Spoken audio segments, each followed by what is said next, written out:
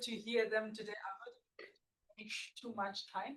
I will go right into the introductions, beginning with our faculty director, Professor Zoe Max. I believe many of you already know Professor Max. Zoe is the Oppenheimer Faculty Director of the Harvard Center for African Studies, and she is faculty at the Harvard Kennedy School, where she teaches public policy. You can leave it then. That's plenty. Okay. She just cut me out there. And I will go, I'll introduce Professor Tinashe, who will be leading the conversations for us today in a bit more. That Professor Tinashe Mushakavunu is a tenure track assistant professor in African and African American Studies at Harvard University. Previously, he was a junior research fellow in African and comparative literature at the University of Oxford. At the heart of his work or his research is commitment to rethinking African literature through the archive, not only as a repository of memory, but as a method of critique and creativity.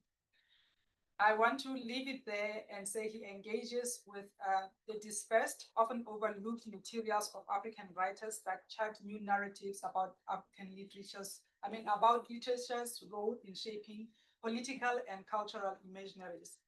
His work moves across genres and media, books and exhibitions, as well as film, all for grounding questions of craft, process, and method. His acclaimed book, Some Writers Can Give You Two Heartbeats, exemplifies this method.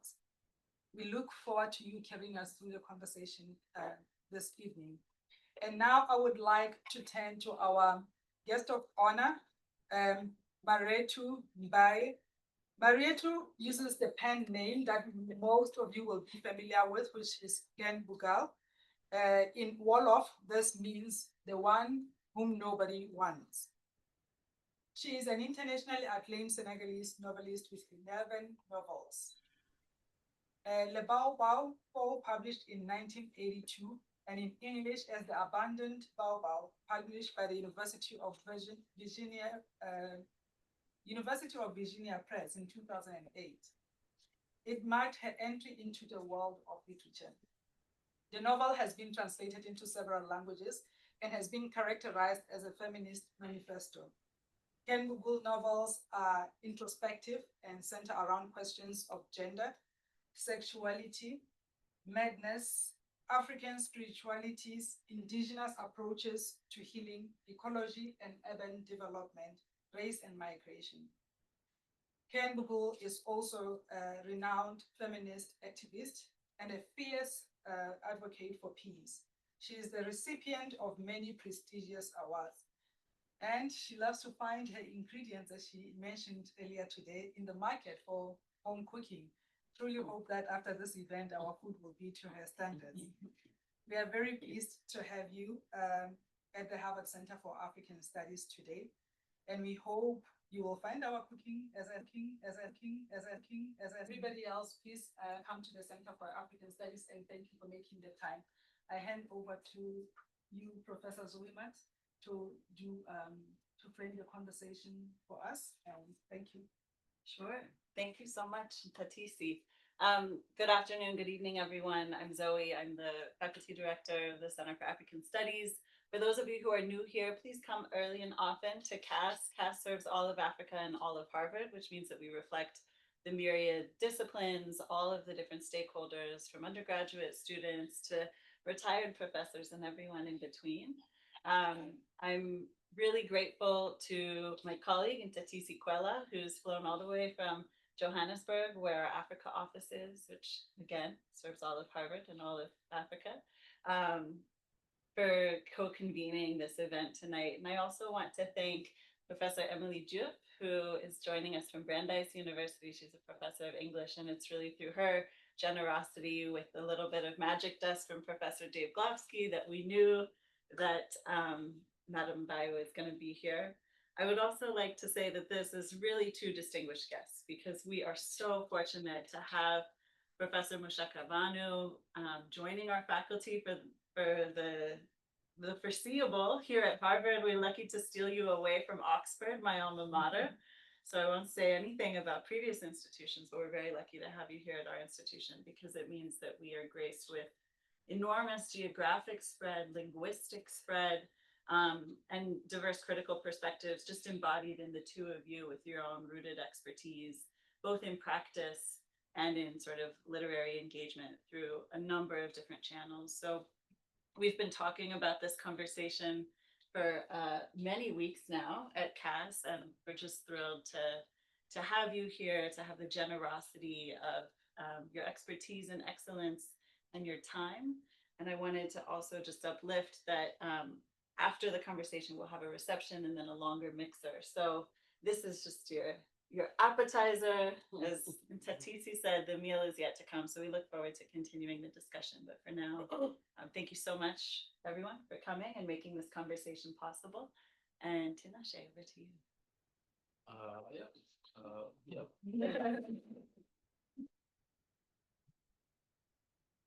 Yeah, thank you so much. I mean, I think, yeah, in a sense, this is like my first public event since joining the university. So it's yeah, privilege and honor to share that stage with a very distinguished writer, and looking forward to the conversation. Yeah, we were asked to read. I am not currently a practicing fiction writer or poet, but from time to time, I think I'm always trying to think creatively about, yeah, archives and the work I do. But today, my reading is very much, yeah, about my grandmother, who passed away a couple of months ago. And some of my talks, I've always wanted to use my grandmother's house. It's like my background. So I will, yeah, I guess I'll allude to a little bit to that. And I think in a sense it connects, yeah, maybe to the general conversation that we'll have later. So this piece that I'm just gonna read, it's very short, hopefully. Yeah, it's very short. I called it A Geography of Love. So yeah, so if you had known my grandmother, you'd understand how an ordinary life can stretch across history. She lived long enough, almost a century, to watch empires fall, borders shift, borders shift, borders shift, borders shift, borders shift. Folds of her memory, lived stories no archive could ever hold. When she left, when she left us, she returned to the earth, not as an end, but as a rising into the ancestral, where she now keeps watch. I remember my grandmother working with her hands. When we were growing up, she would sit beside piles of yarn, making doilies. Her fingers moved steadily, click, pull, loop, as she told stories, hosting whoever passed through her home. That was her way, crafting beauty while anchoring a world. This ordinary African woman raised her children, my father, my uncles, my aunts, myself, and lived nearly a century, quietly stitching the past to the present to the future. She married young.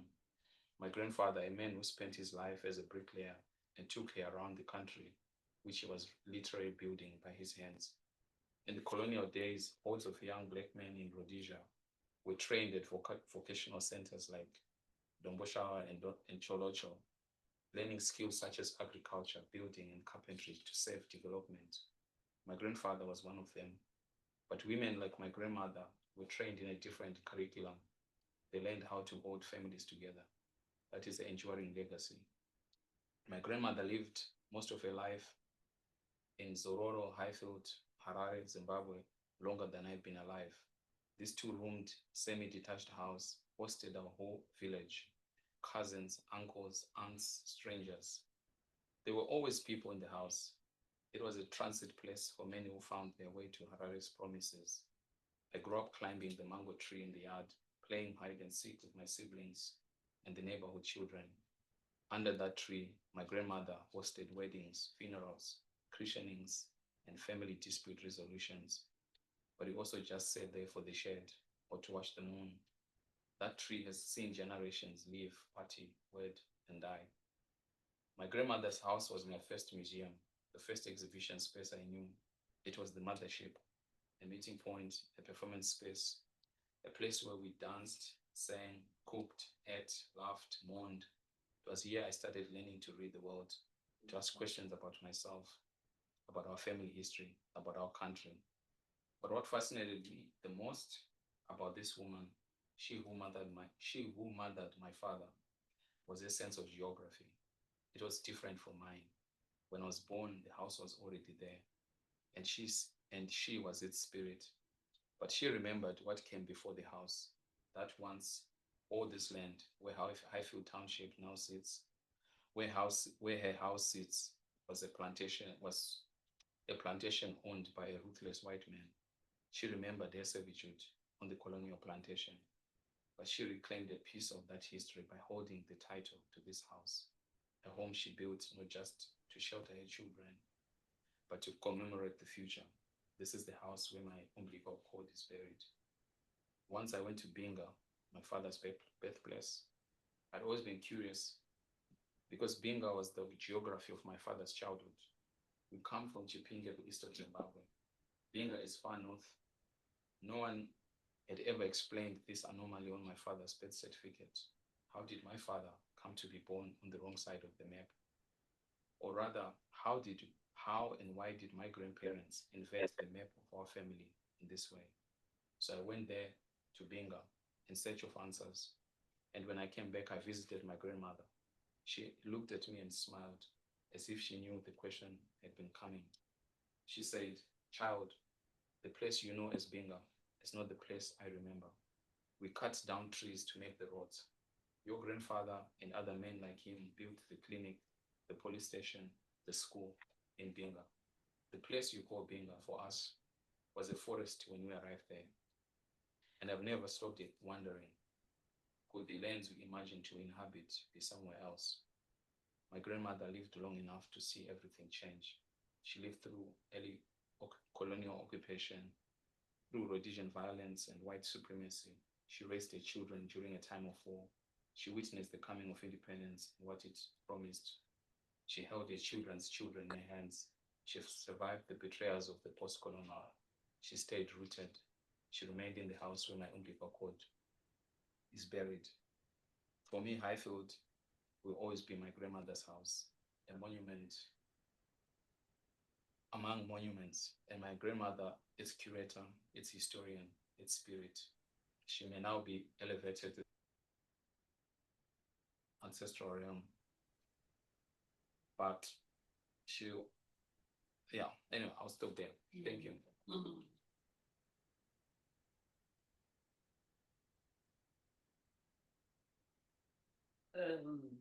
Hello, everybody. Thank you so much. When I was listening, Professor Tinashe reading this text, talking about his coming up, I was a little bit feeling very, very sad because the problem I have, the only grandmother I had was the mother of my mother, but I did not know her very well. And when I met her around, I was 8 years old. She, the first approach, she didn't even want to greet me to say hello or something. I have never seen her eyes, never, never. And she died like that. So I'm actually writing a novel on that, that I have never seen the eyes of my grandmother because she never what to me, look at me, talk to me, nothing, never, never.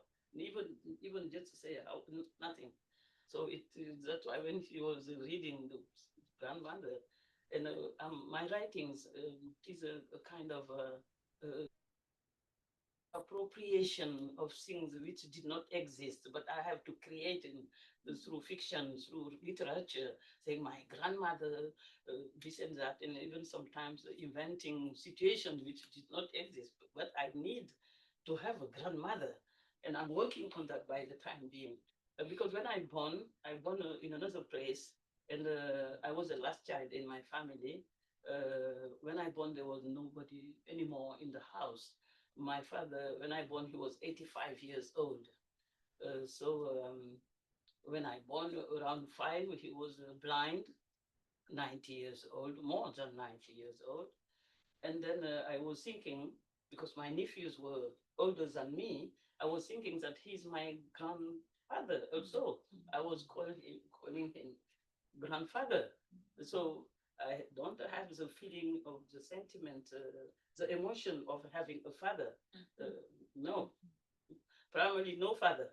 And when I was 5, my mother left the house and leaving me alone with an old man of 90 years old and blind man. And I did not have any grand brother or sister. I did not have a young sister or young brother. So I was alone at 5 to take care of the old man blind, which was 90 years old. So I missed the mother, missed the father. I knew because when my mother left, she went to the house of her mother, that lady. And when I went to reach my mother over there, the grandmother did not say hello to me, nothing. So they were saying, oh, this is the mother of my mother. Okay. But she was not my grandmother. And I wanted to know why a grandmother, you have a granddaughter of 8 years old, and you don't like her, you don't want to look at her, you don't want to touch her, you don't, she never asked me, bring me this, because she never look at me.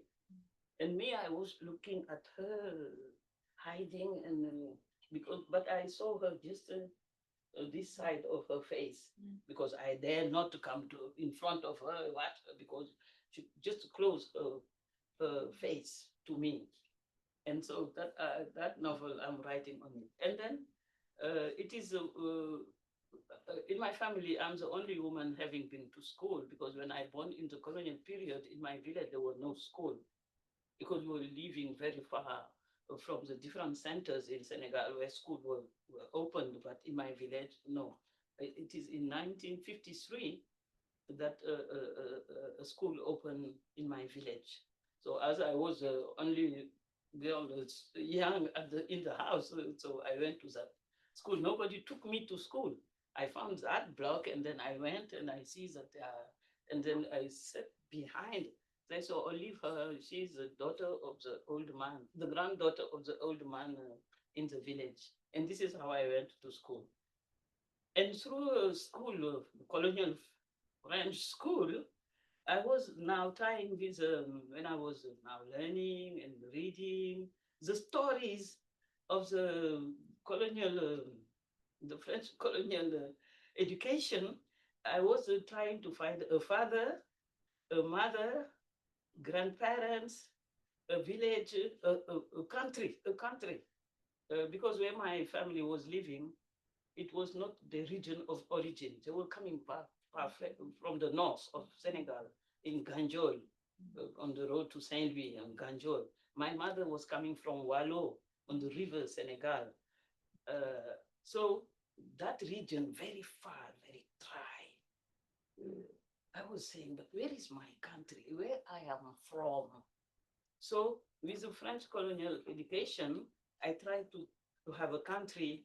I tried to have an environment. I was looking at thinking at the house of French people in Europe with trees around how their kitchen were, because I was looking at the things. So I was identifying myself in the colonial education because of lack of an emotional environment.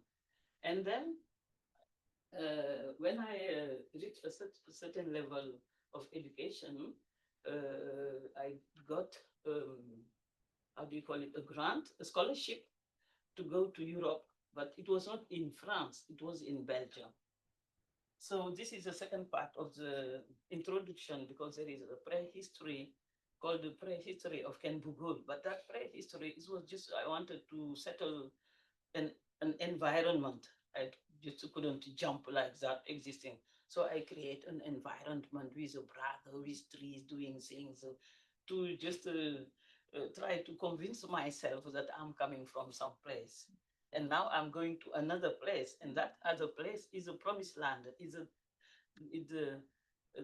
I wanted to go to the occidental, to the occidental world, because the only thing I know was the French education, behaviors, thinking, sounds, emotions. Because more I was going to school, less my environment in the village. They say she is going to school. She's no more part of us. So when I was 8, 10, 11, I was isolated.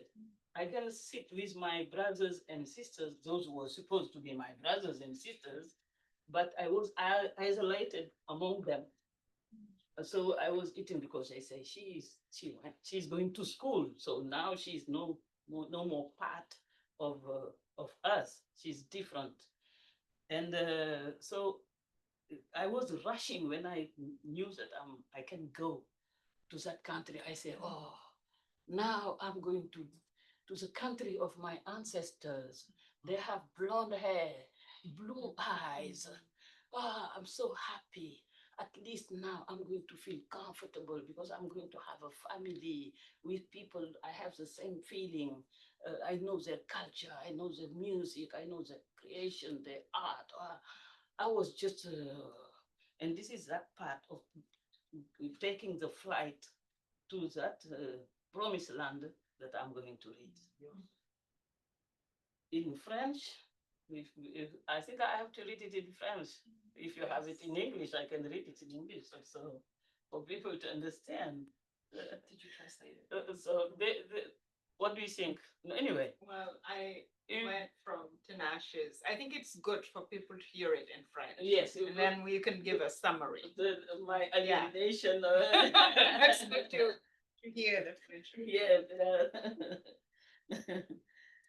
Oh Dieu, ce village où je suis né, c'était dans ces instants d'intense chaleur, le soleil au zénith gardait l'atmosphère de ces multiples et innombrables fusées de clarté et de lumière. Il faisait une de ces chaleurs propres à l'Afrique pendant l'hivernage. C'est lourd, c'est chaud, c'est bon, mais c'est angoissant, prenant. Va-t-il pleuvoir ou non? Je suis né dans un tout petit village situé dans une région du Sénégal qu'on appelle le Ndoukoumane. Il y fait toujours chaud et il y fait toujours froid. J'étais le dernier enfant de mon père et de ma mère. Tout le monde n'était pas présent le jour de ma naissance. Peut-être si tout le monde avait été présent, les choses auraient pris une autre tournure. Les événements se seraient déroulés d'une autre façon. Je suis né le même jour que ma nièce, dont les parents habitaient à une vingtaine de kilomètres de mon village. Une de mes sœurs s'était rendue une semaine après la naissance au baptême de cette nièce. Elle s'était dit que ce n'était pas la peine d'assister à mon baptême puisque j'étais né de parents vieux et que certainement mon baptême ne serait pas aussi amusant que celui de la nièce dont les parents étaient jeunes. Even when I born, 7 days after my birth, in Muslim tradition now is a baptême. Even one of my elder sisters was there, she said that she's not going to attend that baptême. She preferred to go to another baptême with young parents. I was 7 days old. I was rejected, starting from there. But cela n'avait pas empêché le père de tuer 2 moutons. Even I don't say mon père, I say the father. De tuer 2 moutons. Il paraît que c'était bien. Les gens avaient mangé, prié. Une personne avait pleuré. C'était celle dont je portais le prénom, l'émotion. À 2 ans, je ne marchais pas encore. Je pouvais rentrer dehors. Une fois, c'est ce que je fis. Je jouais dans le sable sous un immense baobab face à la maison familiale. J'avais trouvé une perle d'ambre. Un enfant qui joue avec le sable ne fait que chercher quelque chose. Quoi? Il ne le sait pas, alors il joue avec des milliers de grains de sable qui lui glissent entre les doigts pour échapper à une quête quelconque et se tue pendant des heures. À quoi peut penser un enfant à ce moment-là? Que ne connaît-on point les profondeurs, les labyrinthes de la pensée de l'enfant et de son imagination? Dans mon village, les femmes portaient des perles enfilées, des épingles de nourrice aux oreilles. J'avais associé la perle d'ambre trouvée dans le sable à cette image de la femme de mon village pour m'enfoncer la perle dans l'oreille. Comme je voudrais dire à la mère qu'elle ne devait pas me laisser seule à 2 ans jouer sous le baobab. Ce baobab dénudé dans ce village désert. Le baobab, le baobab, l'imagination, la conscience qui s'entrechoquaient sous le baobab brusquement, ce baobab complice et immense. Ah, ce village où je suis née, comme le soleil et la chaleur se distinguaient, nous nous mettions au soleil pour nous rafraîchir. Que faisait le père? Que faisait la mère? Que faisaient les coqs, les chèvres, les moutons? Le grand Dobali, l'arbre immense et imposant sous lequel on faisait la cuisine parfois, où on mangeait aussi parfois, où on jouait, où on pleurait, où les 2 femmes du père s'engueulaient en silence, se réconciliaient, où chacune en voulait secrètement à l'autre d'être là, où on les trouvait parfois endormis, enveloppés par cette atmosphère de silence que seule la paix créait. I want to go fast. Tout était silencieux. Il n'y avait que le soleil et le baobab, une chaleur murmurante comme le chant du grillon dans le fourré de guerre. À ce cri du grillon dans le fourré, par cette chaleur, un fond grinçant, grelottant, tremblant, qui tamisait encore plus cette atmosphère de chaleur, de rythme et de danse. L'harmonie est brisée. Ce cri perçant sous ce baobab dénudé dans ce village. L'âne avait dressé les oreilles. Le coq s'était arqué, la crête plus rouge, plus vaniteuse, et je m'enfonçais de plus en plus profondément la perle d'ambre dans l'oreille. Ken Bougoul se souvient. Les adieux sont toujours les mêmes partout. Il y avait ceux qui partaient et ceux qui restaient. Que les adieux fussent tristes, d'ailleurs ils étaient toujours tristes, ou gais comme il arrivait de plus en plus, ou lents ou bref, c'était toujours des adieux. Ce matin-là, nous nous faisions nos adieux. Je partais, les autres restaient. Je partais très loin, je m'arrachais pour tendre vers le nord des rêves, le nord des illusions, le nord des allusions, le nord référentiel, le nord terre promise. J'étais dans le hall de l'aéroport, le cœur palpitant, comme si j'étais seule. J'en frissonnais et j'avais du mal à retenir le tremblement de mes lèvres, devenues si lourdes, pesantes, comme si elles allaient tomber de moi. Et je n'arrivais pas à rester du place, tellement j'avais peur que mes jambes se dérobent sous moi. À l'annonce du départ, j'eus presque envie de courir vers l'avion. Oh Dieu, je quittais ce sol qui m'avait vu tomber du ventre de la mer. Le pays était vibrant de lumière et de soleil. Et pourtant, j'avais hâte de me sauver au loin. J'avais peur de ne plus croire au départ immédiat quand les haut-parleurs qu'on devinait plus qu'on ne les entendit. Une voix anonyme et présente l'annonça. Le départ immédiat. Départ immédiat.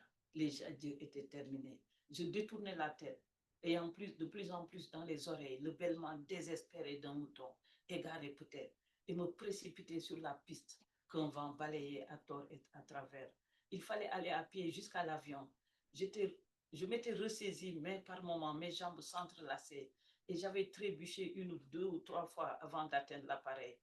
J'étais énervée, pressée, palpitante, émue. J'avais chaud et des sueurs froides semblaient me tremper. J'étais bouleversée.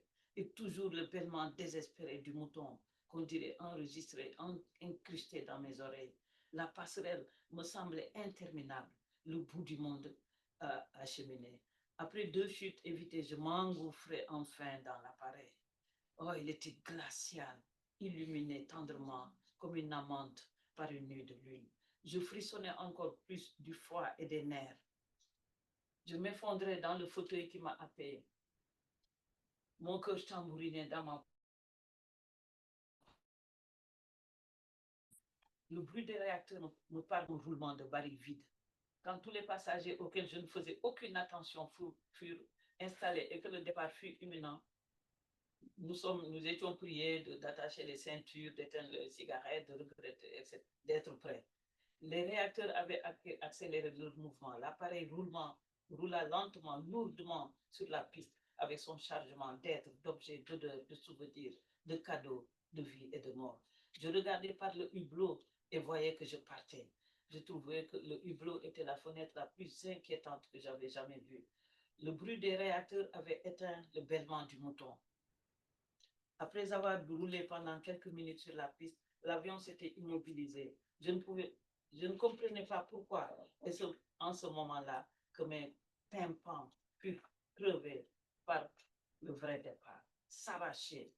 L'appareil quitta le sol dans une rage enivrante et presque douloureuse. J'en avais le souffle coupé et instinctivement, je me retenais aux accoudoirs. J'avais l'impression d'être arraché à moi-même. Ce fut le début de l'épopée que je vécus, moi, une femme, une noire, qui pour la première fois accomplissait l'un de ses rêves le plus cher, partir vers la terre promise.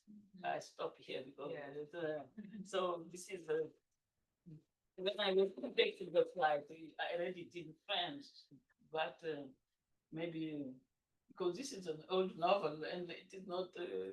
I'm not reading the novel, the part of the novel. It is very rare. So I was even thinking that it is real today because the feeling I had because I wanted to live that country, the people. I wanted to go to the country of my ancestors, and then the rest we will know it when you read the novel, because in fact the promised land was not a promised land, and it is there that I faced for the first time uh, racism, because when I was living in my village, I did not know that I was black because everybody was black. So, and but when I went, and it was in Belgium, it was in autumn, end of I think the end of October, early November. It was raining. It was cold. But the day after, I was in hurry to go and walk in the street to say, I'm here now. I'm with you. Yes. Expecting that, oh, welcome. You are at home now. But in the street, people even didn't look at me. They were running, and then I was just like that. And I say, maybe they don't stop to say hello to me because I see the women with the hair like that. They were working like that. So I enter in a wig shop, and I say, the lady was watching at me. I say, oh, yes, this wig, please, with the hair like that. So I said, when I'm going out, I go, maybe they will recognize me. It is maybe. And the lady in the shop say, no, this one is not appropriate for the people, for you and your people. I said, my people? Who are my people? You are my people. He said, no, no. You can look at this Afro wig, Angela Davis. It was in the 70s with Angela Davis with all those Black Panthers movement with these big girls and men. So at that time, there was a wig, Angela Davis wig. That's why when I met Angela Davis once in Italy, I said, I was ready to and then this is how I realized that I was not them. I was different. They would say you. And when I went out from that shop in the avenue, there was a big mirror. That is Belgium. How can you put a mirror in the avenue, in an avenue? So that the first time I was 22 years old that I realized that I was black because of the white people behind me, and me, I'm front in the mirror, and the mirror with my my emotionally. So it was like if I was blacker than normally. So this is, oh my God. And then in the book, you will see many humiliation, many, it was terrible. So this is the beginning of the abandon the Baobab. Sorry to take your time. So the geographical shift and places, but in a very dramatic, but important. It is from that that I went through now, looking for who I am, where I'm coming from, and where I want to go. And the following novels follow that process. The identity by the origins, but the identity also by the condition, because I was now And I was so beautiful and so, 23 years old. And the people just lock me in that. You are a woman, a woman is just for this and that. So that was something terrible. I couldn't exist by myself because I was black and being a woman, and it was something terrible. But the trauma was also was tough, tragic, tragic. I went through different things, but despite all that, it was helpful because it helped me finding myself. And last, so I'm sorry, I'm taking time. No, no, no. I wrote the abandoned baobab because when I left now Europe with those problems, I went back home with psychological problems and sufferings, and when I went back home, I was rejected at home, isolated, and one of my brother, supposed to be my brother, where I was staying, they just put me out of the house. So I was in the street, and I lived in the street almost 1.5 years, almost 2 years. And this abandoned baobab, I write it on my knees in the street. The abandoned baobab, and the part of the second novel was written in the streets in Dakar. And in those days, how can you live? It was very rare to find somebody at 30 years old, more than 30 years old, in Senegal, living in the street. No. And then people say she's crazy. That's why the abandoned baobab is in French, the crazy, the fool. And I'm always working on madness since that isolation and having lived in the streets. So Perhaps thank you so much for reading from the book in French. I think you kind of took us into the text with the remarks you gave about the context of the book. And yeah, I guess in some ways my reading was facilitating this conversation. Yeah. Because in as much as I saw my grandmother, I also felt like I didn't see her. So I think my attempt to write about my grandmother is also my attempt to recover her, because in as much as she was present, I saw her, I interacted with her, but I also don't know her stories. Like she lived to almost 100 years. She left with her stories, and I only know fractions of them. But I think there's something. I mean, maybe can you talk a little bit about how we negotiated for this book to be published? Because that's also how Ken Boku becomes your writing name. Like you had to negotiate, you had to fight for this book because the publishers had other ideas. Maybe can you talk a little bit about the story of how you, after finishing the book, you were able to get it published? And anyway, the abandoned. I did not finish the book because when I started writing after 1 year in the 1 year and even more in the streets, and I was in Dakar, and I was so tired, and I was in such a precarity.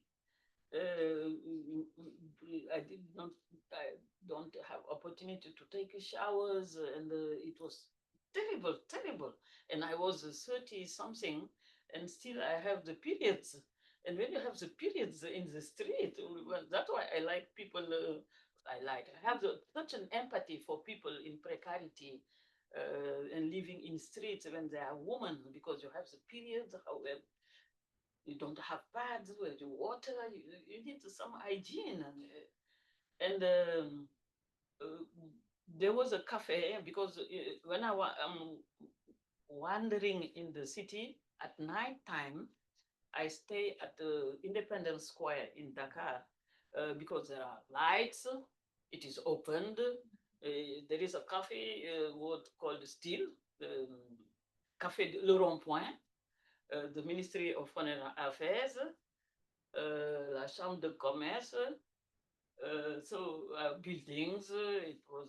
I was sure that nobody is going to attack me because it was opened and I was sitting in the Independence Square, and in front there is a cafe called Le Rond Point. I used to go there, but the people working in the cafe, the Senegalese people, they did not want me to enter because she said she's crazy. She's the one in the street. But the owner was some kind of, I think she was coming from, we have many people from Lebanon, Syria, and Senegal. The owner, a lady, say, you leave her and give her something if she wants to drink or eat something. And because I wanted to enter, I want to go to the toilets, to use the toilets. And when I have the periods, when I enter the toilets, I'm taking all the rolls of papers and put them like that and steal some of them and hide it and etc. And she said, do you want to drink something or eat something? I said, no, it's okay, it's fine. And then there is another lady in Senegal called Annette Mbaye Derneville. She's almost 100 years still alive.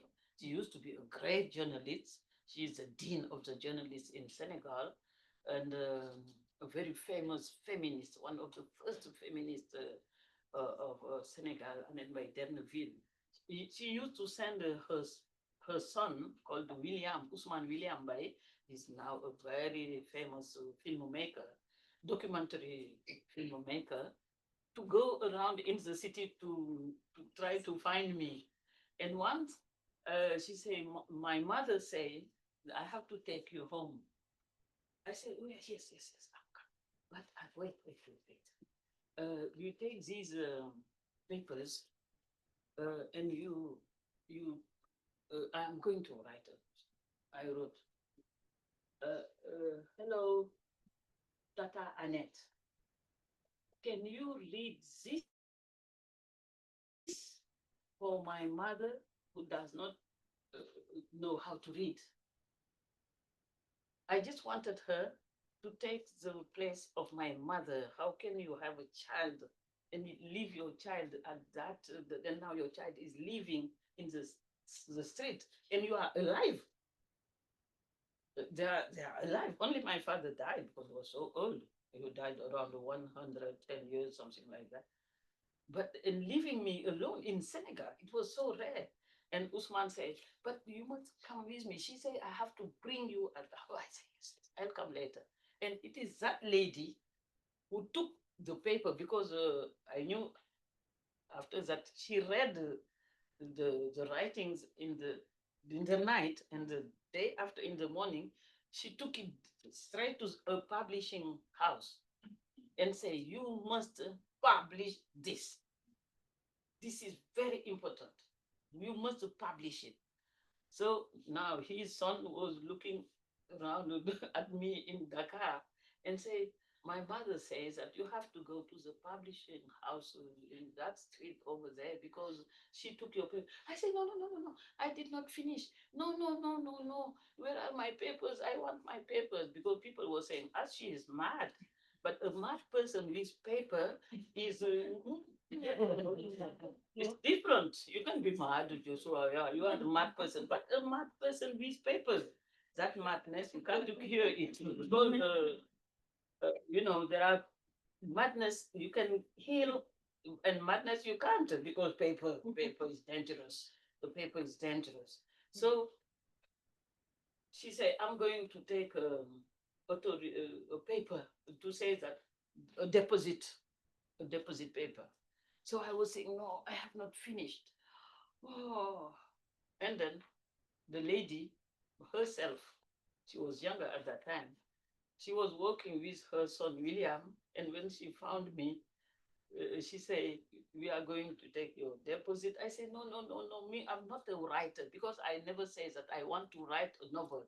I use the writing just as a process of rehabilitation, because living in the street, I came at such a level of doubting say, maybe I'm crazy. I'm crazy, I'm not crazy. I was no more sure. I was lost because the precarity affected my reason. I was losing the reason, even thinking. And I had to write, not to tell a story. I wanted through the writing to going back in the belly of my mother and to reborn differently. But for that, I needed to go, what happened when I born up to that time?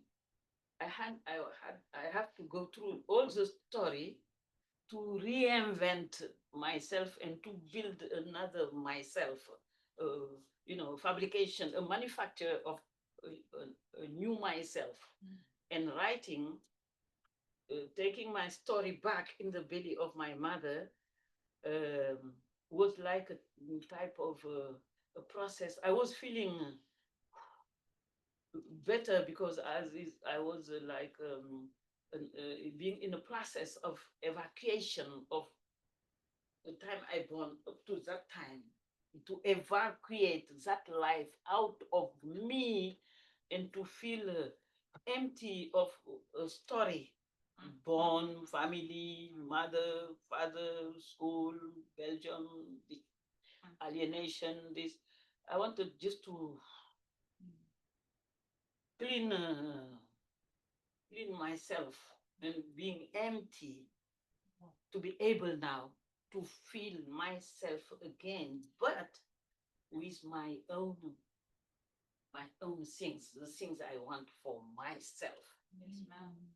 To be myself and not to be in a, affiliation, family, mother, father, no meaning for me.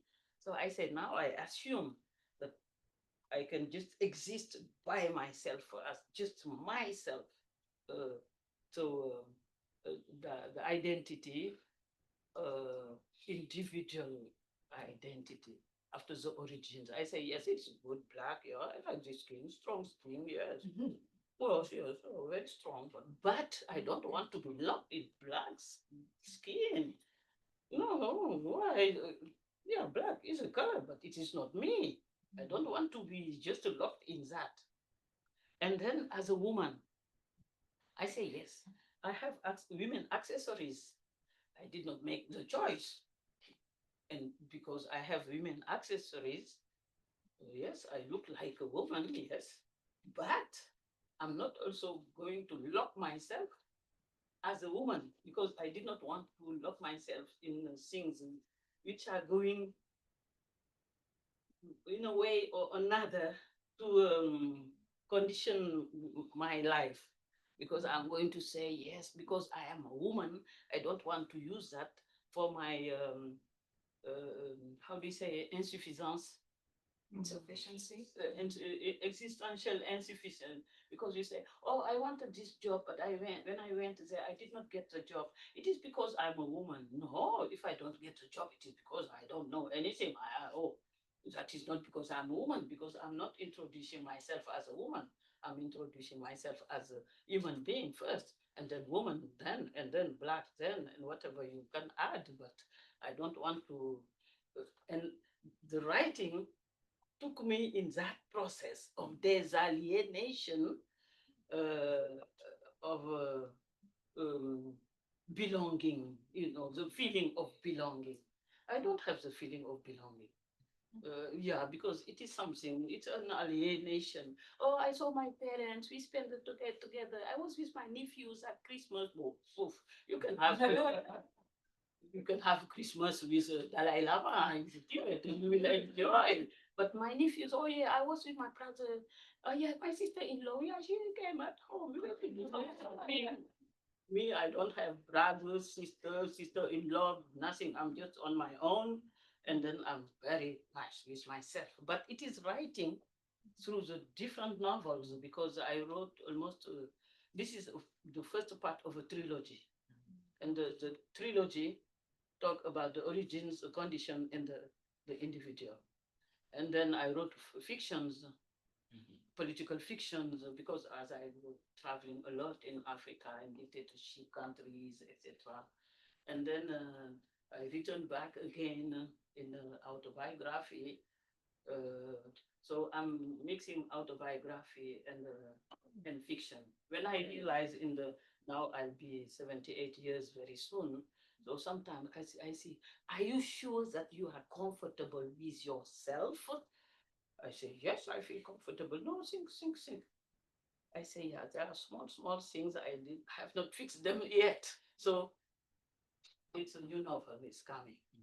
At each time, because I'm always saying that I don't want to die heavy. I want to die very, very light, like a butterfly, and then get rid of all those things you are aware or not aware, frustrations, I just want to die free, clean. So, but it is this is a process of writing. So I'm condemned to write until I'm going to die, just to be perfect in death, not in this life. I want to be perfect when I die, just clean, no alienation, no belonging, no nothing, just free. I mean, you described before we came out here. You described that you described the first book. You said that this book is older than me. Like I'm curious about your sense of time. Like I think you've taken us backwards, forwards. We're in this moment. Like I think there's something about I'm curious about what. Before coming to that and ending with that, because people maybe are going to ask questions, because Okay. I'm a talkative person. So yeah, just a word on the pen name, because Ken Bugul is a name of the character in the Abandoned Baobab, and it is the name of a girl same age than me in front where I was living in the village. She had never been to school, but we had the same age. I wanted to be close to her. I don't know, because she's not going to school. She was so beautiful, and she was so comfortable with herself, living with her parents, young dad, young mom, and then and I wanted to be close to her, but I was jealous of her. Yeah, because why? She's so beautiful. I'm not beautiful. Why she has young parents? Why she's living in a family? Me, I don't have a family. I was jealous. And then when I was going through the process of evacuation of the the life from my birth to that time, to get rid of those things, I wanted to put all that on her because of the jealousy, for her to suffer. So I put her name. She's still alive. Sometimes she said, "You, you take my name." And also at the radio, television, they are talking about Ken Bugul, Ken Bugul, Ken Bugul. Do you stop using my name? I say, yes. And when that lady, Annette May Derneville, took my papers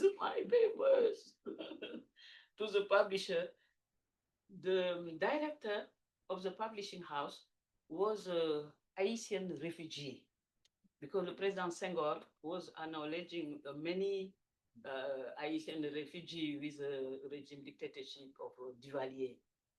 And that man said, "Wow, this is scandal. Oh, we can't publish something like that.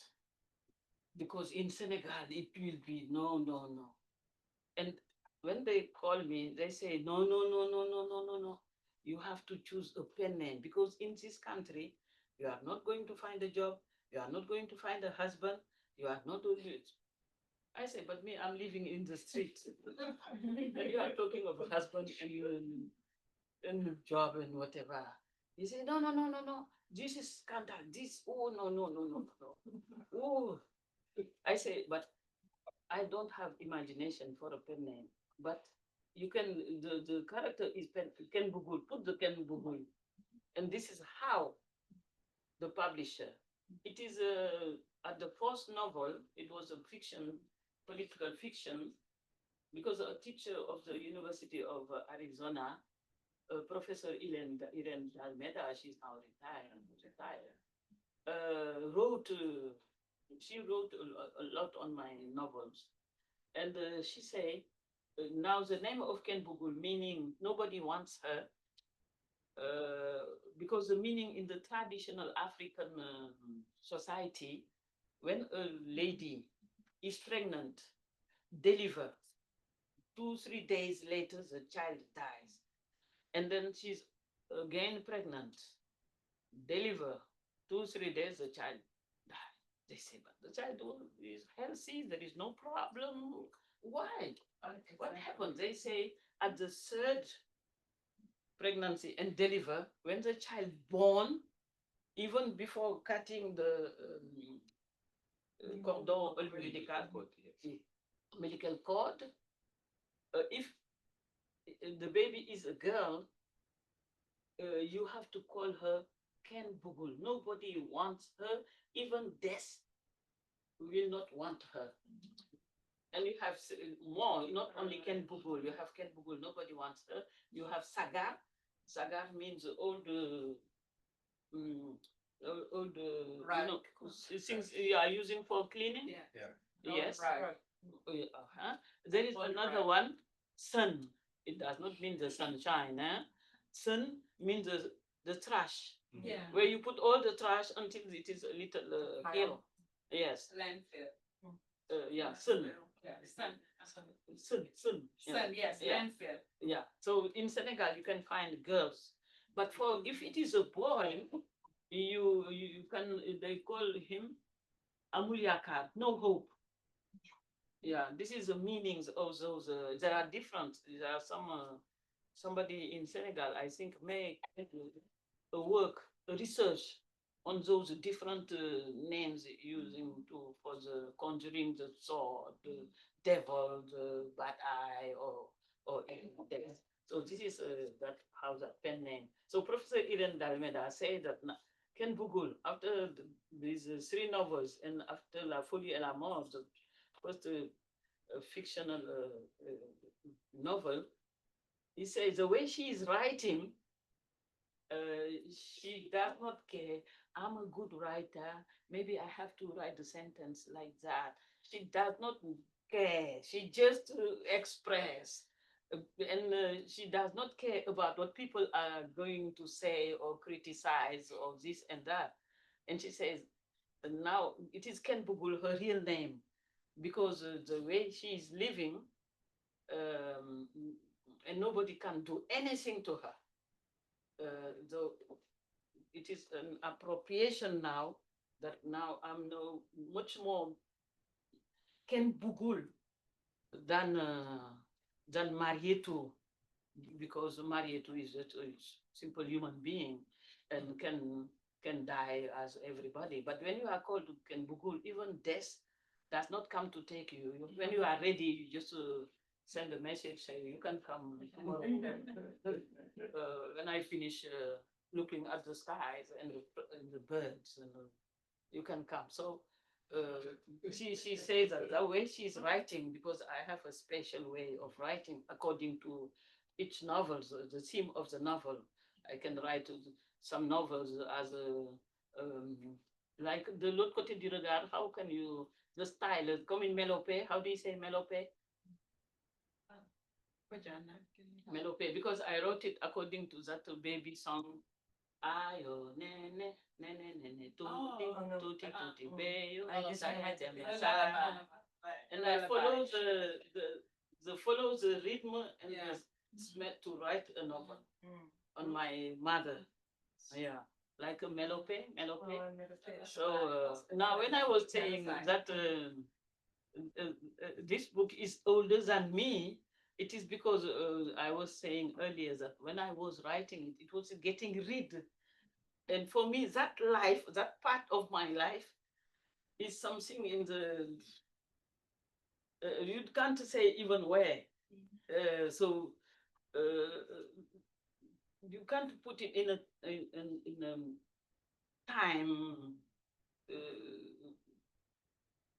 because it is something out of me. And after evacuating this life from me, I was empty. I was in reverse. So I'm a new person. Compare to that. That is in the maybe 1,000 years ago. I don't know because. But when I was reading now, it is something, there is a residue because I was feeling the emotion at the airport when I was just there and exciting and wanted to go to the country of my ancestors, etc.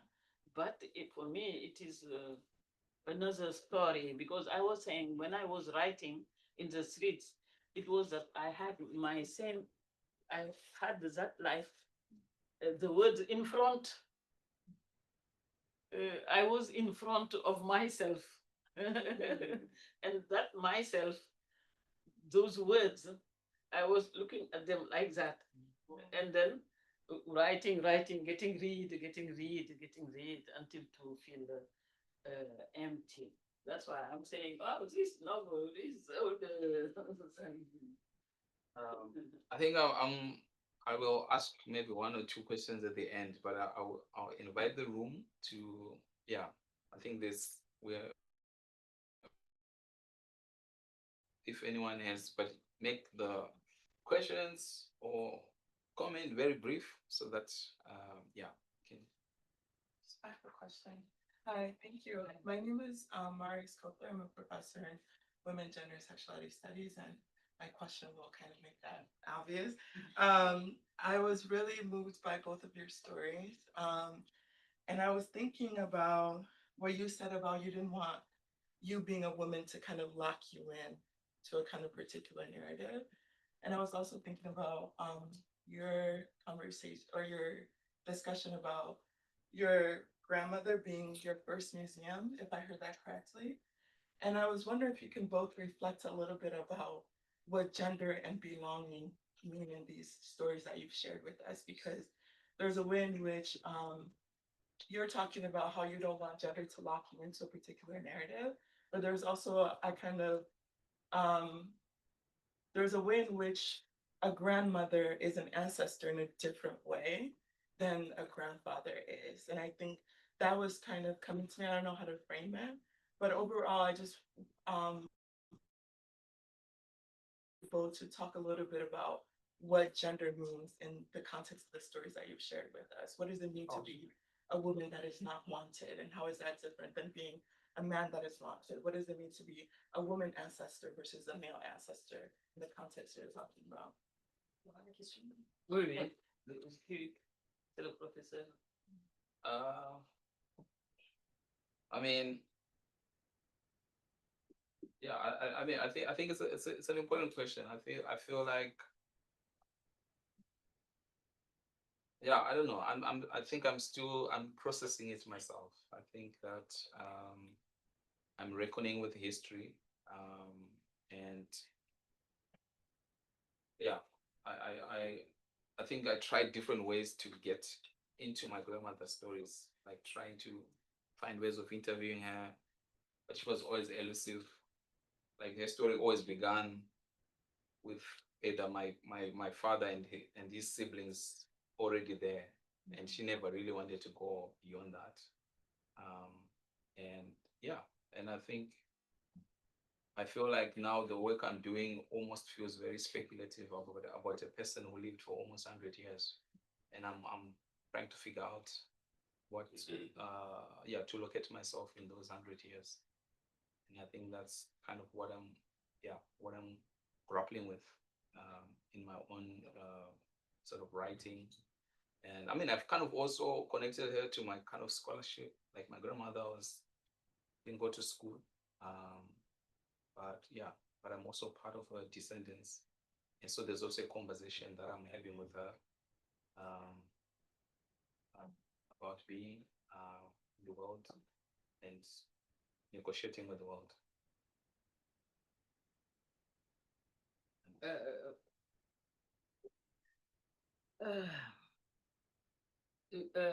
So I have to go back to to these old times.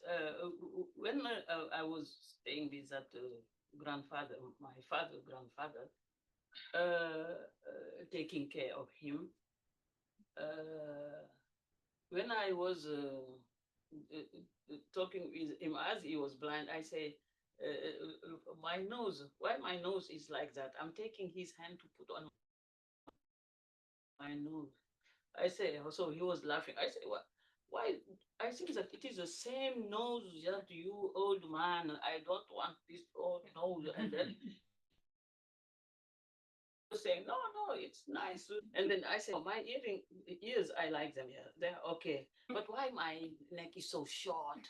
I want to have, a little bit like that. She said, oh, it's okay. I said, no, it is not okay. Even sometimes while I'm eating or drinking, because it is not. So the person, the man who touched me was my father, because so when I was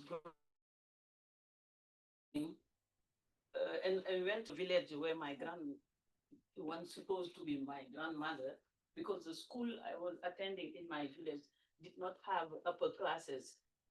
There was 3 levels. So I had to move to that village where I can go to other classes. And when I went there, it is on the novel I'm writing, actually, my grandmother. They were thinking because it was drought, no rain, and people were thinking in the village that we have to go through a ritual to bring the rain, to have rain. But that ritual, we need a girl, um, a virgin, vierge, a virgin, like in the old times, Vestal Virgin. We need a virgin. But I was 11 years old. They are talking to me, a girl, virgin, a man never touch her, and that girl, that virgin, they are going to take her outside the village to dig a big hole and then fill it with salt, and she has to fill it, the hole, with salt until the hole is full, and then put the sand, and people are, the rituals, there were many things, etc. And I refuse. I was 11, I refuse. They say, wow, you see, because we went to school, French Occidental school culture, now she says, and because I was realizing why a girl, at that time I was already thinking, why they say a girl, a virgin girl, why not a man, a young man, a virgin man, why a girl? So to put me already in those days, and 2 years later, I was around 13, they wanted me to marry somebody from the village, because that man has been to school. So they say, as that man has been to school, he must have a girl who has been to school. And there were not many girls going to school in my village. So at 13, they said that they wanted to marry me. I said, I don't love him. They said, you need not to love somebody to marry him. You marry, finish. Love, what is love? This is Occidental colonial behaviors. But me, I was not that. How you say this man need to have a girl like that? And when I was in Europe, the people, African woman, oh, they are so beautiful. Well, people say that they are hot. They say hot. They are hot. I did not know why, but they were talking about your body, your sexuality. So when I was saying me, I know the culture of Occident. I learned this. I know this. I know paintings. I know Rembrandt. I know Jerome Bosch. They say, girl, we need not this culture, knowledge. A woman, you are a woman, and I want to have sex with you, not your Jerome Bosch or Rembrandt. Does not interest us. A woman, you are just a woman. You know, that's what I start realizing. So to be a woman puts you in those situations, from the traditions, from the matrimonial aspect, your sexuality, because you are a woman, you know, no thinking, no talking, no nothing. You shut up and then sex. Oh my goodness! And in the second novel, biography, I'm talking. It is where I took that not decision to say that I am happy to be a girl, because a girl is so fine. Even I wanted to have a girlfriend, because myself, I love girls. They are so beautiful. They're smelling so good and so nice, and so the men. I have friends, but not the same. And then I was living with a man who was taking me as his object, Object. and he was objectifying me. I couldn't buy shoes. He had to buy the appropriate shoes for me. If I say I love this brown color, he say no. He does not like the brown color. I have to put pink color. I say I don't like because I belong to him. I had to this and that. And we went through violence. It's the second novel is really very, very violent. Violence, incredible. And he was a Frenchman, and he was, me frappé, beating me. If I just go out to buy something, do some shopping, where were you? I said, no, I went there because to do some shopping. No, if you need something, even nail enamel, you have to tell me, I'm going to take it for you to choose the color also.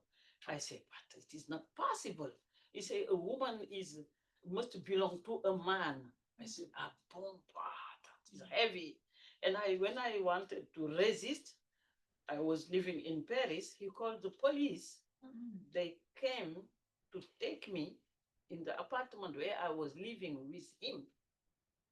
The police came and took me, not him, because he said, oh, she's crazy. I don't know her very well. And I was saying to the policeman, but look, my picture. Look, I was his pictures all around because I'm an object for him. And I was opening the wardrobe, saying, "Look at my clothes. I'm living here." And he said, "No," and because he was white, and the policemen they took me, madam, never. They put me in their black car and took me to the police station. They write papers, sign this and that. I say, "Come on with us." And they took me in that police car to take me in a hospital, still in Paris, in the middle of Paris, called L'Hôpital Sainte-Anne, but it is a psychiatric hospital. It is a prison, it's a jail and psychiatric hospital. And I went there, they removed my earrings, they treat me like somebody crazy. And then remove my clothes, put me in something, cotton, some stupid something, took me. I said, but what do you do? They did not talk. They was like robots. Take me, 2 man, strong, hold me like that. I was sick. And they put me in a small room, and they locked the door, but there is no lock here. And there was a window on the top. The small bed was fixed on the floor. There is nothing. And when I was in that room, I was hearing other women in the same in rooms in that psychiatric hospital, white women, French women, they were just my husband. When he comes back home, he's drunken. He's beating me, and now he says that I'm crazy. Now he took me here, and I don't know why. It is me that they take here, not him. Who is drunken? Who is beating me? Who is beating the children? This and the answers. I say, oh my goodness. So this means that all the women they have the same problems, but the problems are coming from where? From the man. Not all the man, huh? Not all of them. And so it is from that time I say that I don't want anyone to be locked in the condition of women that it is for sexuality, you must be married, you are used in rituals. Why don't they say, this is a beautiful woman, very clever, very intelligent, who is doing this and that, but why always the link with sexuality, with the body, as if women, they don't have a brain, they are not thinking, they are not clever, they are not intelligent. So to take just the body, the physical aspect, linked with sexuality, with the man, and the man on the up, he's a husband, you are the wife. Why the women are not the husbands of their men? Why the men are not the wives of the women? And why? And from that time, I say, I'm happy to be a woman, but I don't want to be locked as a woman because I don't want to exist because of men. So I'm not somebody with a boyfriend and no. Me, I like them as friends, but I'm not. My life is not connected with the idea of man. First, because of those bad experiences, but also there is another aspect. It is an incest aspect. Because the only man who touched my nose, my neck, my this was my grandfather, my father. So I can't allow another man touching me, but with sex intention, sex, sex affairs, for affairs. I want a man, but to behave like my father, my grandfather, who is tender, who is nice with me. Sometimes I tried when I was younger with man to say, okay, I say, maybe I need a boyfriend, but when the very first day we met, we can go dinner, party, have a drink, and then, but he want to kiss me, or where are we going to be alone just to have sex? At that time, the things are broken. Now I say, no, men, please, if you want to be with me, you have to stay with me 6 months. You don't kiss me, you don't, no, nothing. We just live together. Let us try 6 months, if it is okay. And then I will see if you can kiss. Even I don't want to talk about kiss and sex because it is something. So, but when I think, it is because there is an incest aspect from my father who was blind, and I said, I'm growing. I remember when I was 11, I started having small things to begin to have a breast.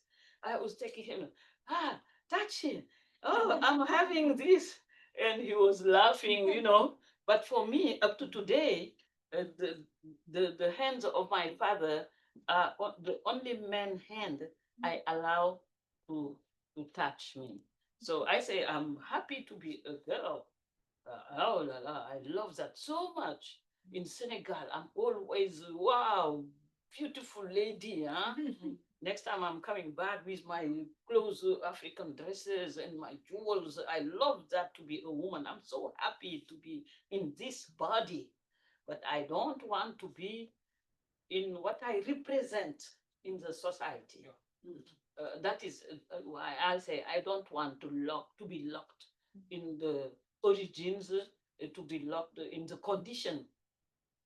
And I prefer to be an individual and being a woman and black, but not to be locked because I don't want to justify my life according to that. I want people see if I succeed in life, it is according to my brains, to my thinking, to my strength. When I'm looking for something, I don't come as a woman. I'm just coming to say I want this. Oh, are you sure? I say there is a problem. No, no, no, no, no. I said okay.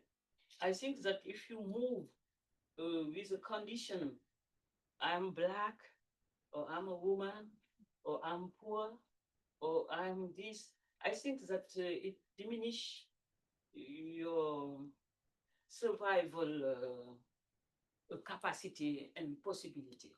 You have just to go straight forward and say, I want this. Finish. Who are you? Where are you coming from? This doesn't matter. Do you know this? You can do it. I can do it. But not to say, oh, maybe I can do it. But you know, as a woman, sometimes, no, no, no, no, no, no, no, no. Men go here, I go there. Because I realize that I can have the same capacity. Because when you lock yourself in that condition, it diminishes your power to explore many opportunities. I'm in many feminist movements in Senegal. I say we have to move another step as feminists, not to being in the situation that we are in problem. I want women to shift that there is no problem. There is only research of solution. To shift from problems to research of solution. So this is how I say I don't want to be locked. Thank you so much. I guess, I mean, we kind of reached our time, but I would still like to invite the room maybe for two, three brief questions to them into our socializing, and we can continue having conversation with Ken Bubu, with myself. So just like brief questions that we take with us into our like socializing and continue the conversation. So please. Thank you very much. I'm Hassan Abubakar, a PhD student in sociocultural anthropology, Boston University. I understand that your writing is informed by your activism.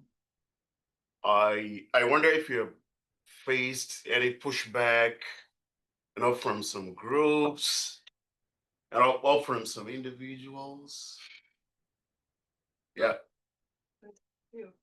Okay, we'll take a few, and then I'll give it the last word. And then we are just like over time, so I'll give you grace. So So maybe I don't know if I can make it brief, but I'll try. My name's Nshama Shafida and not affiliated with the university, but interested in African anthropology. I'm just interested in just across the continent, we're seeing thematically a reclamation of, African culture. And from your perspective, how do you separate being authentic and rooted in your African culture from aspects of our culture that were informed by like colonialism? And how do you intentionally like reconstruct your identity with that in mind? And you also had a question. I just had a question, but I'll keep it short. I just it always I have so many questions. But the question I'm trying to ask has to do with this interest you have in madness. I know I'm putting it very crassly. I know that to be accused of being crazy can drive you crazy. And I know that to ask yourself what madness is can drive you mad as well. I'm very curious about like how looking at madness didn't drive you mad, and how you were able to pull yourself from the brink. Because it's one of the most effective weapons is to accuse them. Okay. I don't know if you want to briefly respond to aspects of these questions. You don't have to answer one after the other, but maybe there are different threads from the questions, and then we will Dinesh, I don't have a question, just a Yeah. plug-in to in relation to the last question. Yeah. There is a 2-hour event tomorrow at Yes. Brandeis University in the Mandel Center for Humanities, and the That's topic what I want. is on madness. And so we'll be in conversation with Professor Maram Gay from East Carolina University and Professor Odile Kaznav, who all worked on chemicals. Thank you. Tomorrow. Thank you for sharing that. 3 p.m. Yeah. 3 o'clock. Tassie has the flyer, Yeah. if you don't mind sharing it. Yeah, for the gentleman, and, I'm not in a structured movement because I am a free person. I don't have father, no mother, no niece, and I love everybody. Everybody knows me in Senegal, all around the world because I lived in many places around the world. I love people so much, but the feeling of belonging and being stuck to something, you are this, no, no, no, no, no, no, no. So I'm not in the movement. It is my writings who inspire women activists because when I was talking about sexuality, about the body, about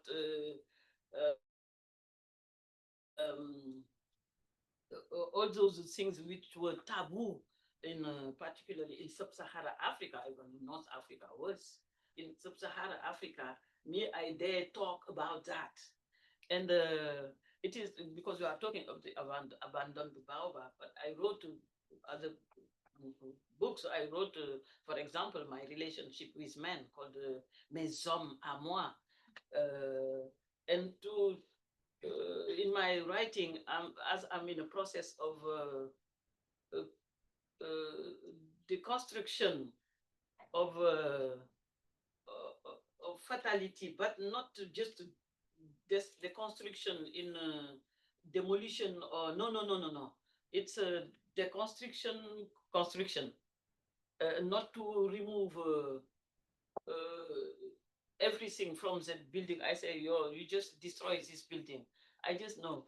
We remove everything. We put them. Now I'm going to take bricks by brick. I'm going to build it as I want it to be.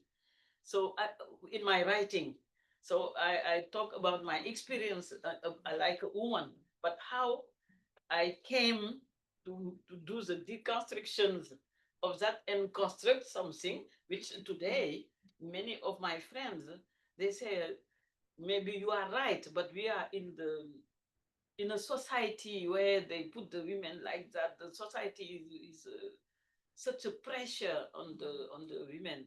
So they are inspired by my writings. So whatever they are doing, they are asking me, what do you think? Because we want to talk about violences against women, for example. And I can deconstruct that. Don't stuck to that. Now we have to move that women are violent with this and that. We want to find the reasons, work on the reasons, and find the responsibility of the society, the pressure of the society, and know the reasons.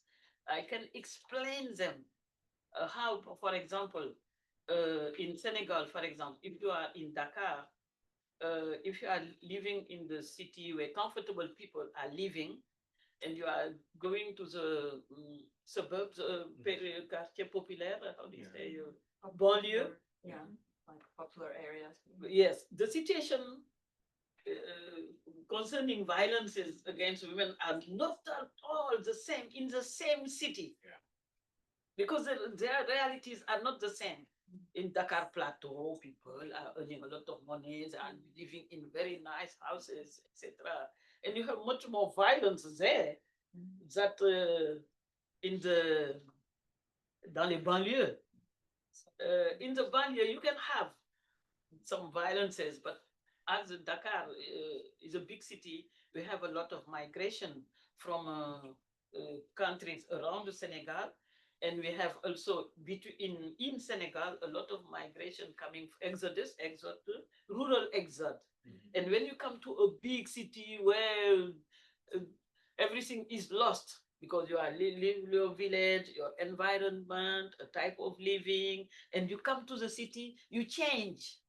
Yeah, in those situations, you can see that the movement of population can bring those type of changes. You can find, but it is not the same in if you go to Dakar in the nice place.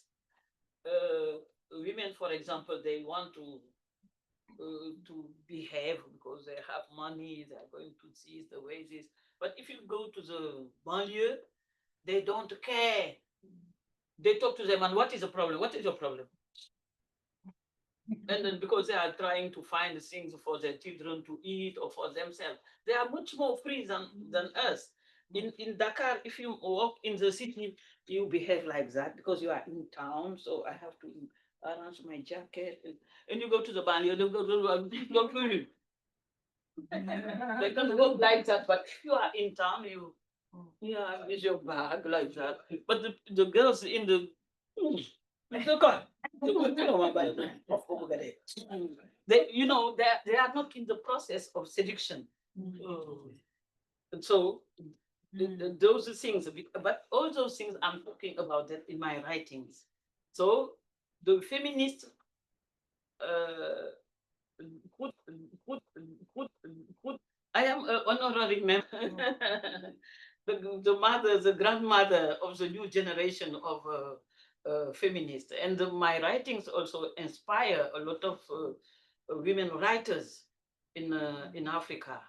They say, wow, now you are free to write, to say, to this, because my writing is very much more autobiography than experiencing and thinking, because my life was very difficult, very complicated. I went through many things. But as I say, it is a therapy, how I get out of all this and be the honorable person I am today. For the people, they say it is incredible. She has been through so many difficulties, and today she is like a dean in her environment.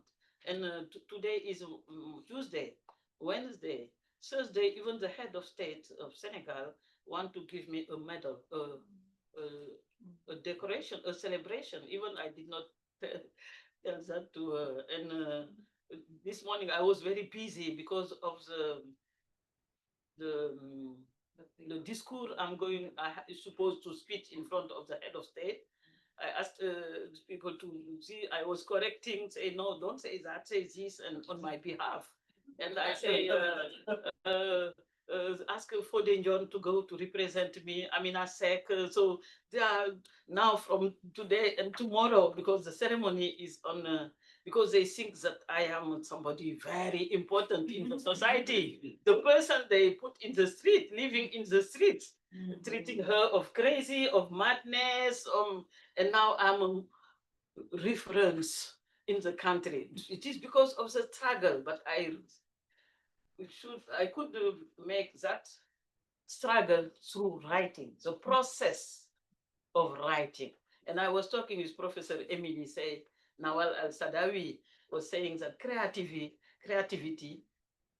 whatever it is a very way of strong resistance. Resistance. It's very important. Painting, dancing, writing, singing, express yourself, but in a creative way is something very important for the emancipation of whoever it is, but particularly for the women. Very important. So this is so sometimes in Senegal in the early 70s they were saying that the movement Yewu Yewi in 75, 80s, after that great meeting on women, I think in Beijing or in it was in Beijing. Yeah. So feminist movement were created in Senegal, but people were saying no, they are financially supported by Italian very strong feminist movement in that time. Donna, very famous in those 80s from Italy and from Denmark. There was great feminist movement from Denmark in the 80s, 75, 80s. So they were suspecting that first big movement in Senegal, yeah, they are backed by the Danish and the Italian feminist movements. But nowadays, no. There is no organization, no individual, no nothing. African women, they were emancipated. It is just a parenthesis of the colonial period, which put them in another condition. But traditionally, African women, they are much more emancipated than Western world women. But we were distracted in our brains by the colonial system. Thank you so much. Yeah, I think time was not enough.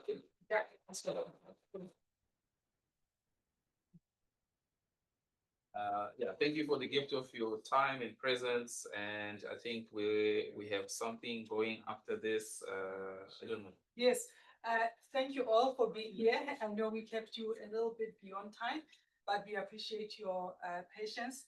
Professor Tinashe, thank you so much for leading us in the conversation. And for the group, we appreciate your time immensely. Thank you. The announcement, I know people are interested on the event that Ken Google is having at Brandeis tomorrow on Madness in Chaotic Times. We have a few flyers here for you. Our African Studies Weekly Workshop is kicking off. First was in what? On Monday. On Monday. So please do be on the lookout for our African Studies Weekly Workshop.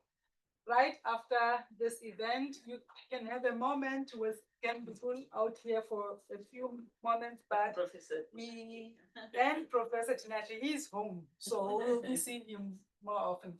And we have the mixer. All Harvard Africa mixer starts in 10 minutes. So drinks are near the entrance. As you go all the way around, there should be a bar with wine. Hope you'll stay and enjoy. And thank you all so much for coming. Thank you again to our speakers. Thank you.